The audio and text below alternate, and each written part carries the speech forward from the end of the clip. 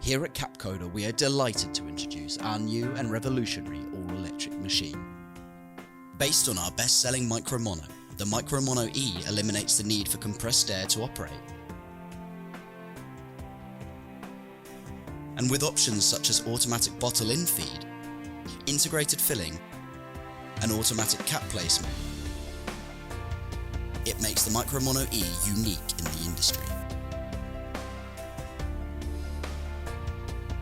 Ideally suited for ultra-clean rooms wanting to eliminate any potential contamination of compressed air, or areas where compressed air is not available. The Micro Mono E requires only a standard 13 amp plug to operate. The all-electric version still excels anywhere from small batch work to high output production.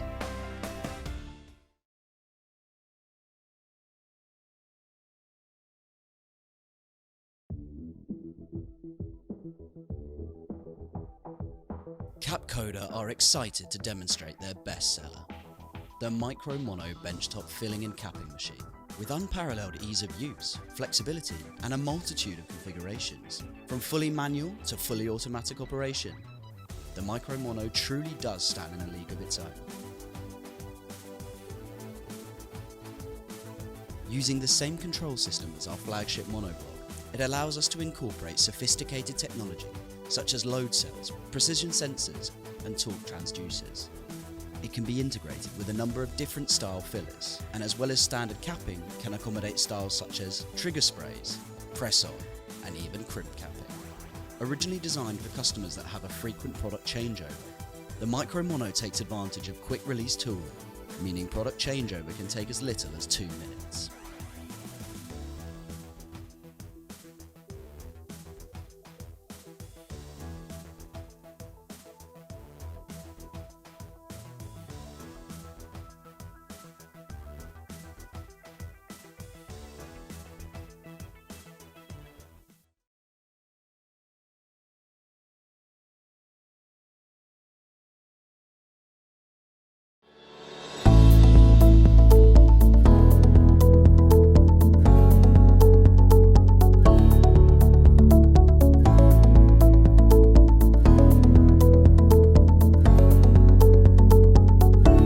From chronic pain, right? Yes, and a neuropathic issue as well. And I've just got a sciatic thing thrown in for good measure, which means that, bear with me, I'm going to be standing up and sitting down a lot. Right. Sit down too long, I start to pass out. Woohoo! We don't know what that is yet, so this is all a whole world of fun that I'm in at the moment. So this all started back in 2015, and it is the most ridiculous middle class accident you could possibly think of. I feel quite ashamed for this. Shopping to hummus? No, thankfully it's not related to hummus, but it's quite close. My wife did her master's in English literature. So our house has got 1 or 2 books in it, shall we say, and there's quite a few up in the attic, as was. And we were getting a loft conversion done, so I was clearing out the attic, and there was quite a large box filled with books, and I'd been taking big boxes up and down from the attic all afternoon. Without any issue, I'd worked out my technique, it was all fine.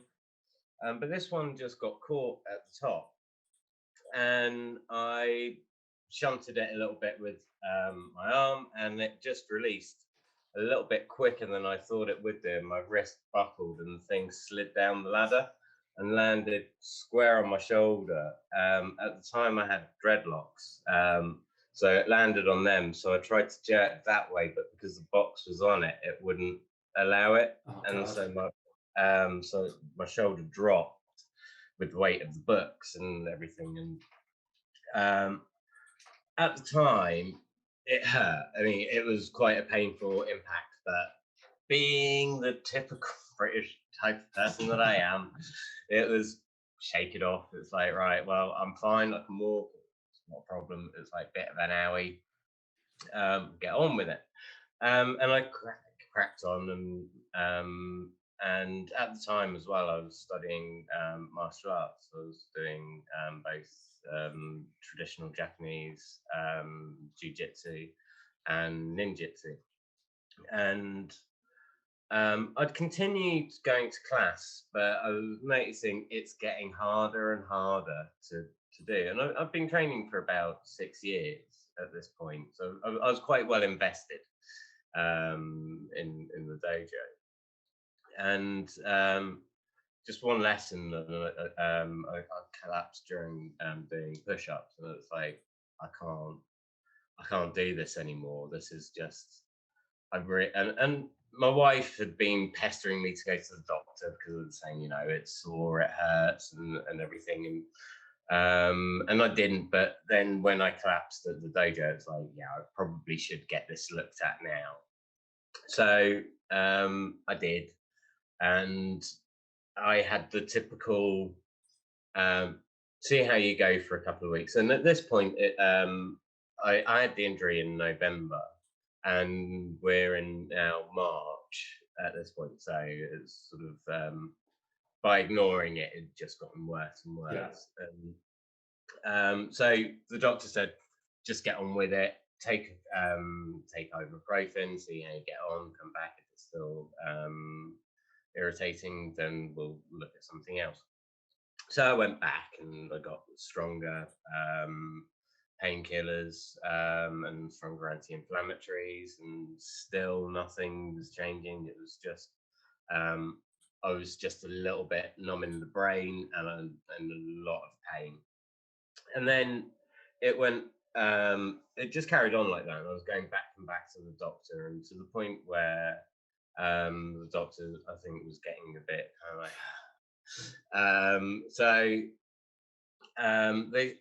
I eventually got a scan with the MSK clinic, and they looked at radial plexics, crossfemoral nerves, and concluded that it was probably that was what was wrong with me. So I went to physio.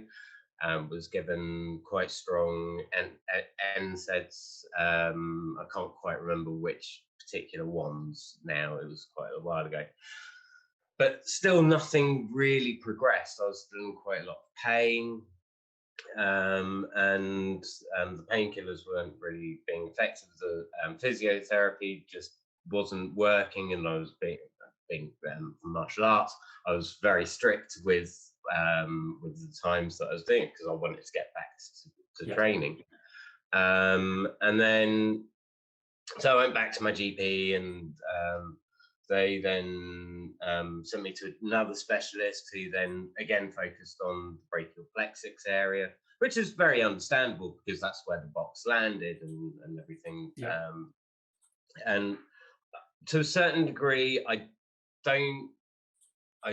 not that surprised that it went down that route for to a certain degree for that long. But over the years, I went back to the same specialist, and I kept saying, I'm now experiencing this symptom, and this is happening, and so on.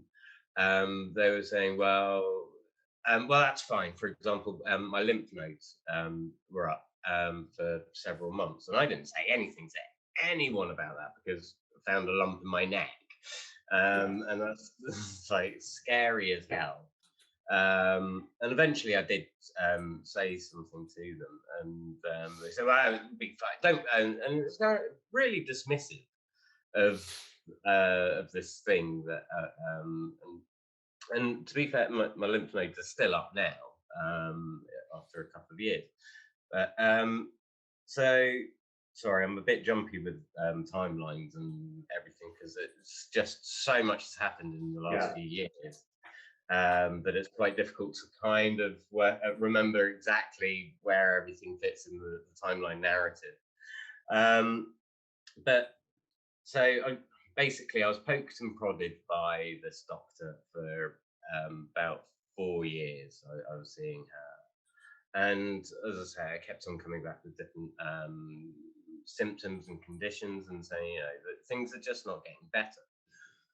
And though she couldn't prescribe as a consultant, but she could recommend, and her recommendations were stronger and stronger and stronger painkillers, and to the point where I was taking several different opioids, SSRIs, and benzodiazepines. Whoa. Um, it was just I was rattling around like an apothecary table. It was just like I couldn't really function, but somehow I did, but not really. I was kind of in locked-in syndrome when all of these drugs started to really kick in. And I kind of things sort of plateaued for a long time. I'd go back to the doctor, and they'd say, "Well, we can't see anything," and this, that, and the other. And kind of, there were certain points where I'd come out, and I'd think, "Do they think I'm making this up?" And I'd be crying, and I'd be really upset, and then I'd think, "Oh God, maybe I am. Maybe it is mentally caused by my emotions now, and because been I've been in this condition for so long that I don't know what the difference between physical and mental is." But when I got sick of taking my painkillers, and I started to reduce them stupidly at one point. I didn't do it under any supervision or anything like that. And I realized, no, actually, I am in a horrific amount. I mean, I thought I was in pain when I was on the painkillers, but then when I reduced it, I realized, actually, no, I am in a hell of a lot of pain. This is just really, really horrific. And so I went back, and so in December 2019, things got really, really bad. I was taking about 28 tablets a day to get through. That was benzodiazepines, Zapane, dihydrocodeine, and duloxetine. And I was taking them all day, every day, and just zombified. And I was able to. I was fortunate enough to be able to communicate with clients and do my. I'm a photographer, so I was able to go out and do my job, and to a certain degree, it was art therapy. So I'm kind of lost myself in my work, which was very fortunate, especially during COVID and lockdown. Nope, sorry, bear with me. I've lost my train of thought there for a second. So yes, in December, I was taking all of these tablets, and I was working, and then on around the 19th of December, I just started to get this really horrible, weird sensation in my head. It was I'm not sure you're quite old enough to have watched it, but Chips, TV show in the 80s. I know of it, but yeah, I don't know much about it. Right, there was a scene about every other episode where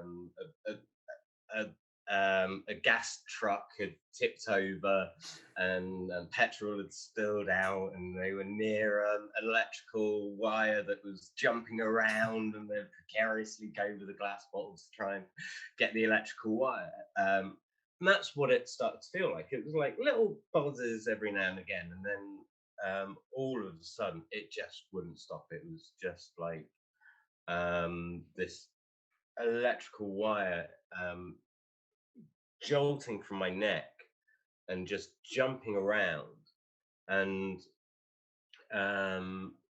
it was going to my teeth. So I thought, oh God, I've got maybe it's a dental problem that I've got. And then it was going to my eye. It felt like my eyes were going to explode, and then it was contracting, and my muscles were spasming so much in my face and my head that it felt like my skull was going to implode.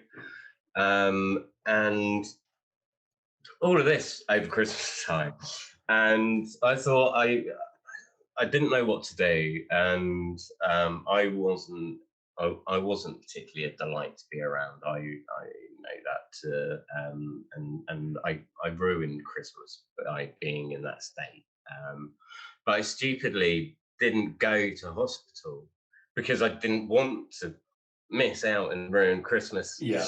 So I waited until the 27th before I hobbled on the bus and went to A&E, because I didn't want to disturb the ambulance service either, because I didn't think that I would be it warrants, but I was just in so much pain, and everything was just going. I was so confused as well. I didn't really know what to do.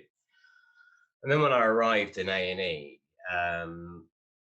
it was several hours before I got seen, and I explained the situation, the sensations, and the pain, and the fact that my eyes were going to explode, and I got given morphine and sent away. And it's like, okay, great, right, fine.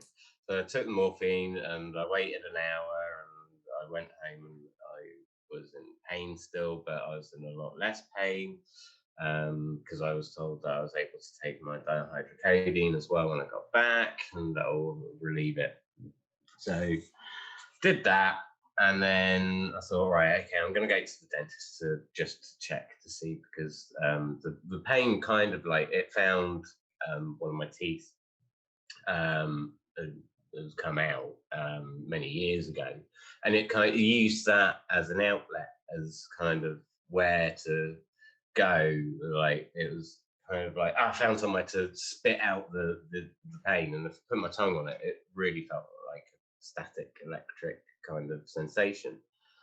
So I went to the emergency dentist, and they checked my teeth out, and they said, okay, well, your teeth aren't in brilliant health, but as in they're not great, but that's due to the grinding and that I've done since I was a small child. The actual teeth are healthy in themselves, but he filled the cavity where the nerve ending was escaping. That made it worse, because then all of a sudden there was nowhere for the pain to go, and so it went to there, and it would go, got nowhere. So it would go right, it would try and go there, and it was just nothing. It was no escaping from this horrible sensation. So at the time we had my mother-in-law living with us as well, and my wife and daughter had gone out to see a pantomime. So it's supposed to be a nice jolly evening, and I said I was fine and everything. And they left. They come home to an ambulance, and because same sense, and also at this point the pain has gotten so intense that I'm thinking I'm having a heart attack as well. My mother-in-law had to call the ambulance, which was a horrible thing for me to ask her to do. And then, so that arrived. My wife and child came back from. I say child. My child's 15 in a couple of weeks. So she's a big kid, really. So they arrived, and I got rushed to hospital, and there for several hours, given morphine, sent home. Then I went back to my specialist, explained the whole situation. They said, well, that doesn't fit with what we're doing. So let me talk to my colleague. So they then talked to their colleague, who then called me in, and their colleague said, we don't know, bye. So I then got a letter say, after looking into this, we are unable to diagnose what your condition is. Pretty much, thank you very much for your time.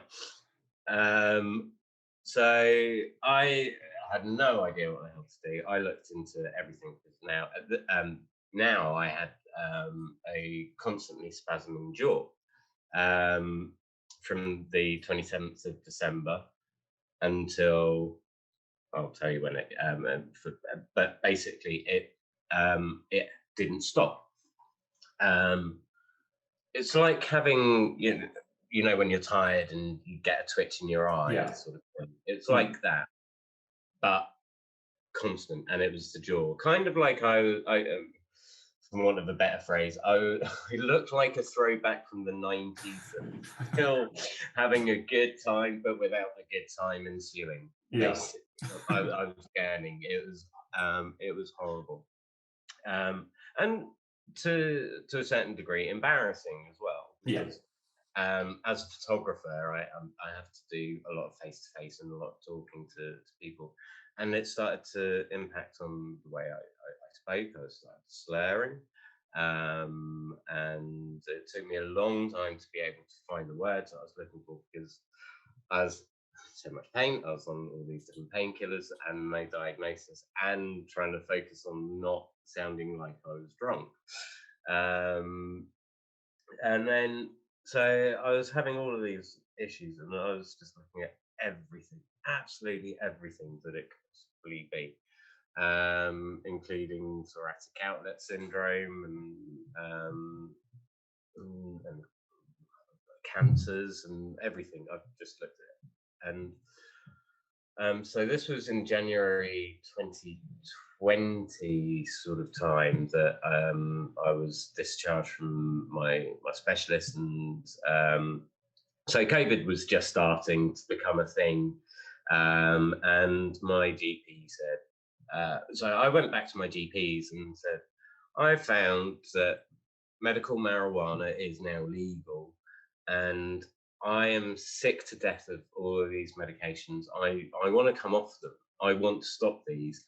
And it looks like that there is a viable option that it is available to help with pain and spasms and pretty much all of the conditions that I'm currently experiencing.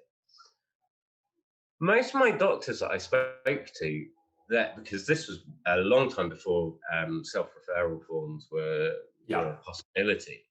So I had to physically go to my GP and beg, can I have a drug that isn't sanctioned or really looked at in a positive way by your peers? But I want to give it a go. And basically they were quite venomously against it. They want to look at morphine patches and slow release painkillers and things that would or increasing dosages or changing the medications that I was on. But the last thing that they would look at would be medical cannabis as an option, until I found one because I just kept going back and saying, I want to stop taking these pain medications, and I want to find out what is wrong with me as well. And one doctor finally said, nothing to lose. And I was just so over the moon that he agreed to fill out the form for Sapphire. And then everything. And so I waited, and I didn't hear anything. And I checked with my GP and Sapphire to make sure that everything was in sync. And finally, I got an appointment letter, and I saw Dr. Platt. And it was the most wonderful experience I've ever had in the doctor's office. He actually listened for a start, which was the most amazing feeling. You get what you pay for. I hate to say this. I'm a big advocate of the NHS. I am like one of the biggest supporters of the NHS ever. But unfortunately, with the way I've been treated, I'm a little bit disappointed in their services. But that's a whole different conversation. Talking to the doctor at Sapphire was just amazing. Actually listened to everything that I had to say, listened to my conditions, and explained that, well, the body physically can't do that, but what's happening is your system is so messed up with all the different drugs that you're taking, plus all the pain that's going through, that it's interpreting the signals as this. And I'm fortunate enough to be quite a rational person, and there are times that my muscles spasm considerably, and it will go down because my injury's on my left arm. All the sensations go down the left side. I'm not as young as I used to be. I'm highly aware that I don't exercise as much as well. So when the spasms go down my arm and across my chest, they are often out of sync with my heartbeat. So then that's the panic signal to my brain, because it's like, well, that's not right. And no matter how logical my brain is, my body will just go, no, you're having a heart attack, that's it. And it's like, but I'm not. I'm clearly not, because I know my hand is not supposed to be spasming like that as well during a heart attack. So it can get really quite scary at times. But knowing that, after talking to the doctor, knowing that these things do happen and the brain misinterprets signals, it's a huge relief. That was one of the biggest game changers for me to hear, because I was being dismissed by doctors as well, that you can't be experiencing that because the body can't do that. And it's like, well, that's what I'm feeling, so I should know what my body is doing. I understand that the mechanics of the body can't do things, but that's what it's telling me it's doing. And I think doctors do need to listen to patients' anecdotal evidence, because I think there will be a pattern to what people say, especially people with neuropathic issues. If there starts to be a pattern of, I feel like the inside of my ear is wet, and if and I know physically that is impossible for the inside of my ear, like there, to be wet. I know that is impossible, but surely other people will have that sensation. Presumably there will be a pattern for doctors and experts and pharmacists and everyone to be able to see, and hopefully be able to discern a treatment that is viable, because things are triggered elsewhere. So I get quite passionate about that kind of thing. No, it's understandable. I mean, you've obviously been through a pretty horrendous experience. So how do you get from the point of, you finally get to see a doctor who's actually listening to you? How do you get from there to actually getting the medicine and using it for the first time? So after discussing all my aches and pains and everything, and all my treatments with the doctor, he then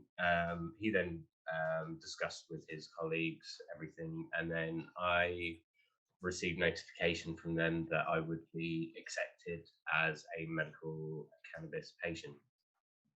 So that was one of the most amazing letters, and the start of the process, it was a really long process for it to get to me to this point, to be able to communicate and talk and be a kind of as close to a competent person as I've ever been in my life. It's taken a long time to find this right balance. So we started with a 50-50 split of oil on CBD and THC, and a very low dose. And I could notice a little bit of difference, but nothing that I could really say was a tangible sort of change. And my jaw was still chattering at this point as well. So we're about 2 months into jaw chatter time at this point. And friend of mine knows I used to smoke weed previously, never to the kind of extent that I am now, and never the quality of stuff that I get through the hospital. So I'd had a couple of joints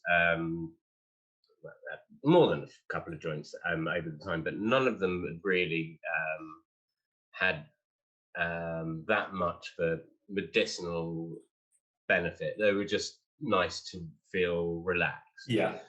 But then a friend of mine had some weed that was just phenomenal. It just knocked my socks off, basically. And I had an afternoon of no chattering from my jaw. So I went back to the Sapphire and said, you know, I've smoked a joint and this happened.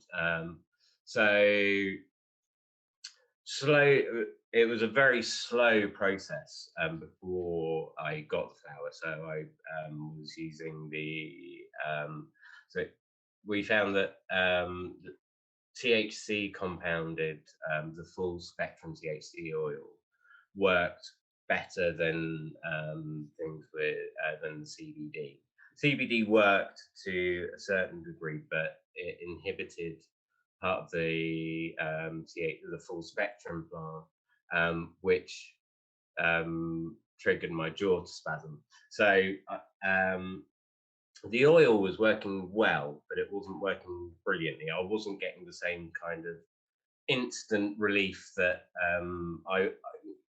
I was seeing on the news, where people were instantly stopping their epileptic seizures, which was fantastic. But for me, I was also feeling quite disappointed that I wasn't getting the same kind of benefit as other people. And then I was prescribed the flower, and that was when things changed. It was because when I smoked it, my jaw stopped, and that was a huge moment for me, because not only did the jaw stop, but I knew at that point that my jaw will continue to stop, because when I can feel it starting up again, I can just roll a joint. Yep. And that's it. And it doesn't need to be a very strong one. It just needs to just be a little microdose, kind of like just mix it, like as if I dropped some weed into my tobacco, and that sort of thing, and then have a stronger one, like for breakfast, lunch, and dinner, kind of like I would do with my medication. And so up until it was about not that long ago, about 4 or 5 months ago, I was on this lovely plateau of my jaw had stopped chattering. I was able to maintain a level of concentration more and more each day. My pain was getting reduced considerably, and I wasn't really noticing any real effects from the psychoactive properties from the flower either. But I put that down to the fact that I was taking a vast amount of other tablets as well. And then the hospital started saying about dry herb vaping and making sure that you do that rather than taking your cannabis by smoking it, which is completely understandable. Smoking is bad, but there is a ritual that is a really difficult thing to break behind that as well. It is quite a satisfying thing to do, to roll the perfect joint. And especially when you know that you legally can do it as well. It's kind of like there is that weird feeling. It was the strangest feeling phoning up when as well when I first started getting the prescription, phoning up the pharmacy to say, could I get cannabis? is this a thing? It's still a strange feeling, and I still feel quite wary, even living in Brighton, of having my medication out and about with me. But I know that I can, and I only ever take a tiny amount, and it's only ever to swap over when my vape runs out. But the vaping thing was a really different ball game. As I mentioned earlier, it started with me coughing, and it turned out that there's something in aluminium, in the aluminium chamber, that I must be allergic to, because it triggers something to make me cough. And I've read on a lot of different forums that it's a thing, that people cough. But even with the top end ones, they say, but it's part of the process, and you know, I was thinking, but surely all these other people that saying it's a really smooth experience, that it must be a smooth experience as well. There must be a way that it is. So I tried a couple of different ones, and at this point I'd spent a few £100 already. And one had a ceramic bowl, and it still made me cough, but not quite as much.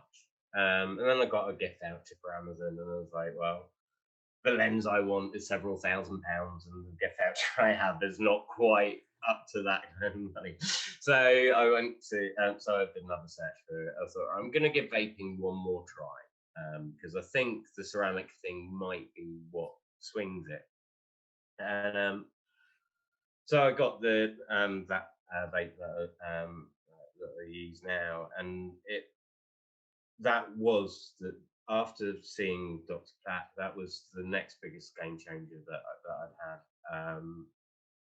Like I said, I was in bed with my wife, not in any other kind of way, just sat there watching TV, because it just got to get the vape, and I used it, and it's like, well, that was smooth. And I didn't really think that I'd actually taken anything. It was like this little puff of vapor came out, and I was like, okay, fine. And I was like, I can actually feel something. And because there was no kind of hit, the sensation was really weird.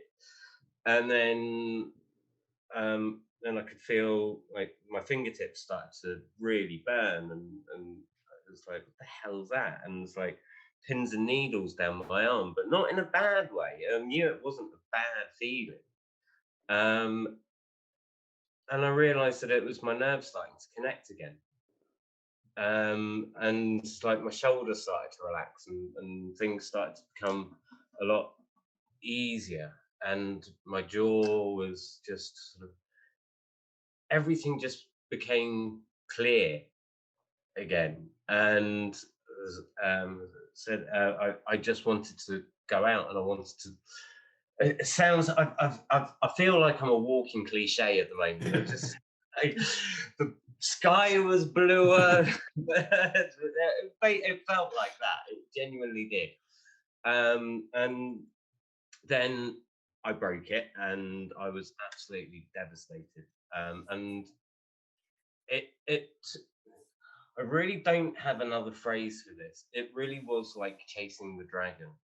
I went out and I spent a fortune on vapes, trying to find the same sensation that I got from this particular model. I could not, for love nor money, find anything that compared to it, and I was gutted. It was, and so I thought, right, okay, I'm gonna have to just cope with the fact that all the others are going to make me cough, and but not as much as they could do. Yeah. So it's all right. It's a quick cough, and I'm fine.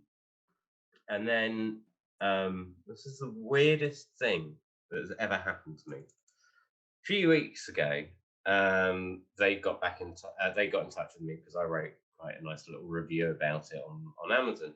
They got in touch and said, would you like to try the new version? I said, yes, I really would. Hoping to God that it had sustained the same sort of functionality and everything that it previously had. And thank God it did. And since then, everything's kind of snowballed from them asking for my feedback and asking for like anything that you would improve, this, that, and the other, to now I'm looking at, well, no, I am not looking at, I am now their UK representative, and I'm endorsing the product for patients because it's a great. It's not too expensive. I'm not doing sales pitch, but it's a great entry into the world of vaping. If it doesn't work for them, they haven't spent too much money, but they've found out, right, this particular one doesn't work for me, but I can try another one. Because there isn't really that much information from actual patients or users about products and what it is that you do as a medical cannabis user, because it's like you don't really, because there's no rule book yet, and so it gets very confusing as to what you can do. So one of the first questions I had was, well, is this okay for me to smoke? Because my next door neighbor at the time, don't know 100% if they still are or not, but at the time, she was dating a Met police. So with clouds of smoke going over my fence, I was thinking, is this okay? Am I really allowed to be doing this? Because you just, even though you've got a prescription and you've got the letter and everything, it's still a very weird thing to be doing. Yeah, still got that hangover from prohibition. Yes, it really does. And people's perception of it as well, still, even people that are pro cannabis and medical cannabis still have that kind of, oh, but the psychosis. And it's like, well, have you actually looked at the research and the numbers and the amount of people and the type of people that have gone into psychosis? The ones that have made an ounce of butter that they've used an ounce of weed with, and they've eaten the whole thing in one sitting. Those are the types of people that have got psychosis for a reason. I mean, sorry. No, I was just going to say, is that the education, is that part of what you've been doing on your website? Yes, that's a big thing. Is I want patients to know that A, they're not alone, and B, that there are a lot of things that you can do with the medication as well, because with dry herb vaping, you're getting a huge amount of benefit from the plant in vape form, but you're getting a hell of a lot more than you would do from smoking a joint. Which that whole thing blew my mind in regards to the percentages and in terms of what you're getting out of the cannabis. In comparison, so when you smoke a joint, you're wasting about 90% of the, not quite that high, as something between 60 and 70% of cannabis. However, it's still, I won't say, it's still technically one of the fastest delivery systems. Because of the nicotine opening up the capillaries and breaking the blood-brain barrier a lot faster. But it's not a great thing to do. So, the next quickest way is obviously vaping, and that just blew my mind as to how much you actually get out of the plant as well, just through the vaping. But then it's still not finished, because you've still got a considerable amount of compounds within the plant that haven't been used.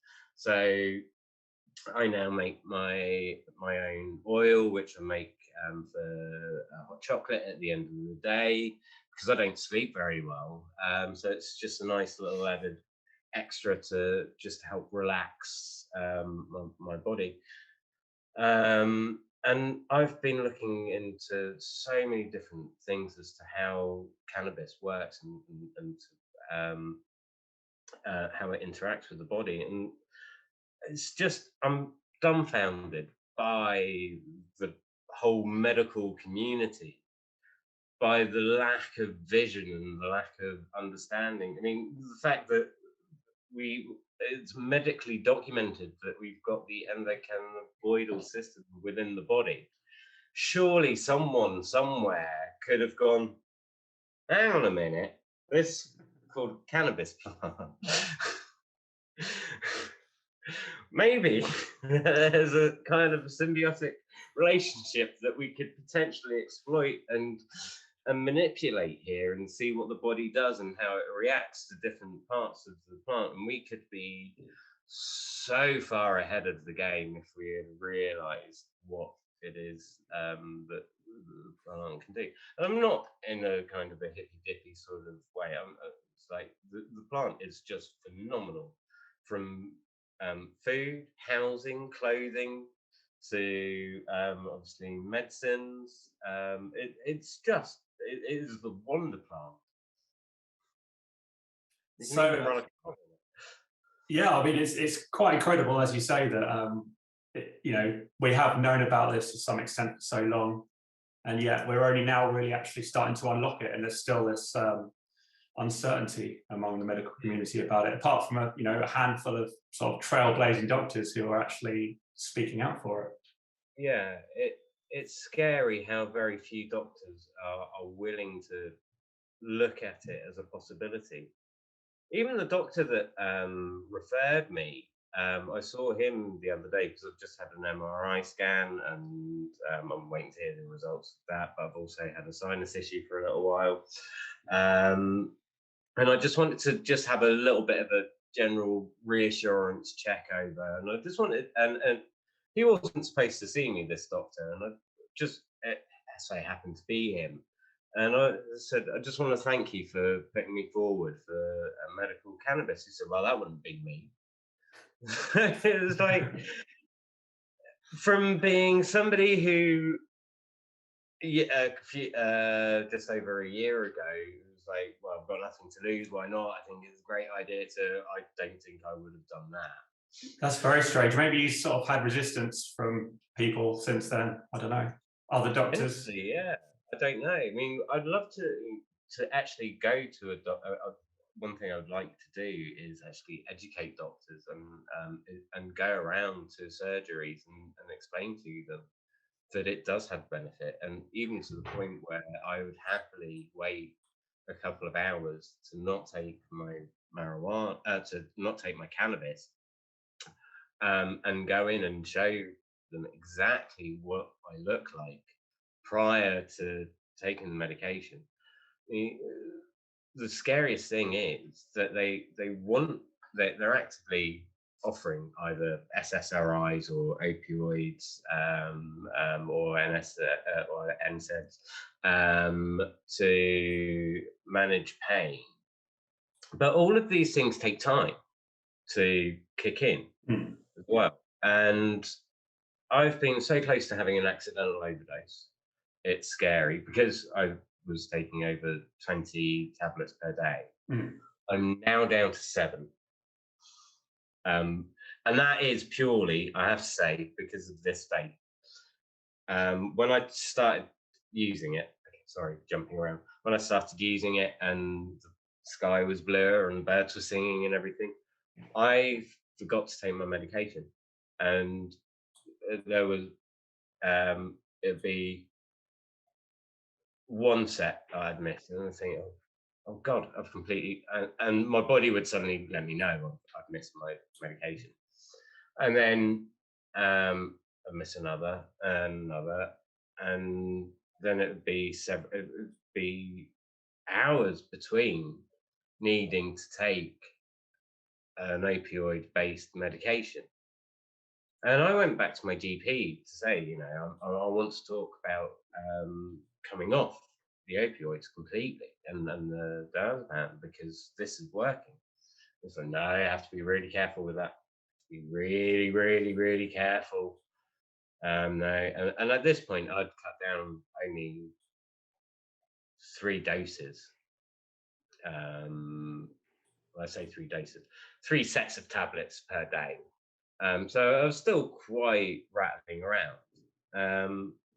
And so I went away and I was like, okay, fine, I'll be careful, and I'll go back in a few weeks and say, right, okay, so what's the next plan of action? How do I properly do this? And during that time, I just kept forgetting to take my tablets. And it just kept happening. And yeah, I'm I'm only taking them purely for the sake of addiction. Mm.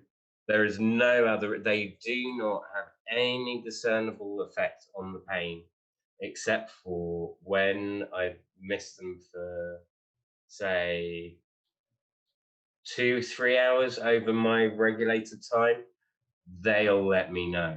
They really will let me know that I haven't taken my opioids or diazepam, and my God, it hurts, and it is just and it's the sweat as well, and it's the empty feeling, and I'm not a good person to be around either. At that point, I become quite a horrible person during the time when I'm waiting for my opioids to kick in or to take them. And if somebody's talking to me, I do feel embarrassed about taking tablets. It's a stupid thing. I don't know, it's a blockage that I have. So if somebody's talking to me, I won't take the tablets while they're talking. So then I'm getting more and more agitated and I just want to explode. But I'm lucky enough at the moment that I've got enough self-control that I don't all the time. There are times that I do, and I'm very lucky that I've got an amazing family that understand that it's not me, and it is the drugs and everything. But in the heat of the moment, it might not necessarily feel like that for them. And unfortunately for me, I feel nothing whilst I'm saying these things, sometimes quite horrible things. But a lot of the time, I am able to stop that, and when I'm not able to stop it, I am able to ensure I don't go too far down that road, and I make sure that I try and take myself out of the situation. That's the thing that I have learned, is remove myself from the situation if I can't control it, because otherwise it can escalate horrifically. So I hate the fact that I'm still dependent on these medications, and I don't quite know how I'm going to get off them just yet, because there's no real support for someone like me under the NHS. That's pretty sad that they've knowingly put you on opiates, and they acknowledge that it's very hard for you to get off opiates, and yet you have this thing that might be able to be your route out of opiates, and because of the risks, which are probably less than opiates, you would think, they're not willing to help you switch over. No, not at all. It's just, I'm just dumbfounded. And in fact, I'm probably costing the NHS more by taking the opioids than I would be by not, because I get obviously the horrible sensation of withdrawal and the kind of mental state I get into at that point, but also conversely, the panic and paranoia and fear can trigger me needing to think I need to see a doctor. And when clearly I don't. But if I wasn't taking these tablets, I wouldn't be in that position. And and I do feel, and even now, even though I go to my doctors and I say, I kind of go, woohoo! I've dropped down to this amount of tablets per day, and the fact that I've taken out zapping completely from my diet, and they seem, I get this weird feeling that they still think that I'm after more painkillers. Yeah, when I'm actively not. That's the last thing I want to be doing. It makes it. Even watching people taking just painkillers on TV makes me feel a bit nauseous. It's I don't drink anymore, and because of the amount of the amount of cannabis that I use to manage my pain, because it's just a constant sort of level. I don't get any of the psychoactive beneficial effects from marijuana either. and obviously the opioids make me feel horrific. So I feel like out of all of this, I'm getting a bit of a bum rap.